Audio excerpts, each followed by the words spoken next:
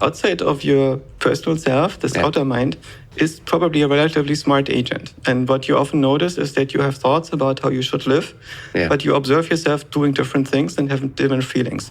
And that's because your outer mind doesn't believe you and doesn't believe your rational thoughts. Well, can't you just silence the outer mind? The thing is that the outer mind is usually smarter than you are. Rational thinking is very brittle. It's very hard to use logic and symbolic thinking to have an accurate model of the world. So there is often an underlying system that is looking at your rational thoughts and then tells you, no, you're still missing something.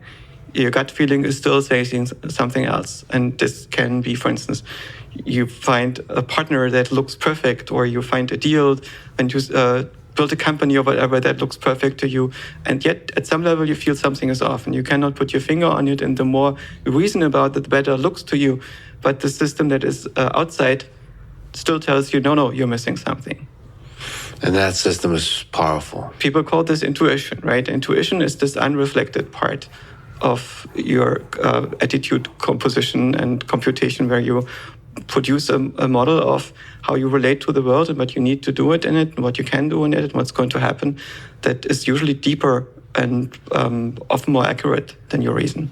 So if we look at this, as you write in the tweet, if we look at this more rigorously, as a sort of take the panpsychist idea more seriously, almost as a scientific discipline, you write that, quote, fascinatingly, the panpsychist interpretation seems to lead to observations of practical results to a degree that physics fundamentalists might call superstitious. Reports of long-distance telepathy and remote causation are ubiquitous in the general population. I am not convinced, says Joscha Bach, that establishing the empirical reality of telepathy would force an update of any part of serious academic physics, but it could trigger an important revolution in both neuroscience and AI from a circuit perspective to a coupled complex resonator paradigm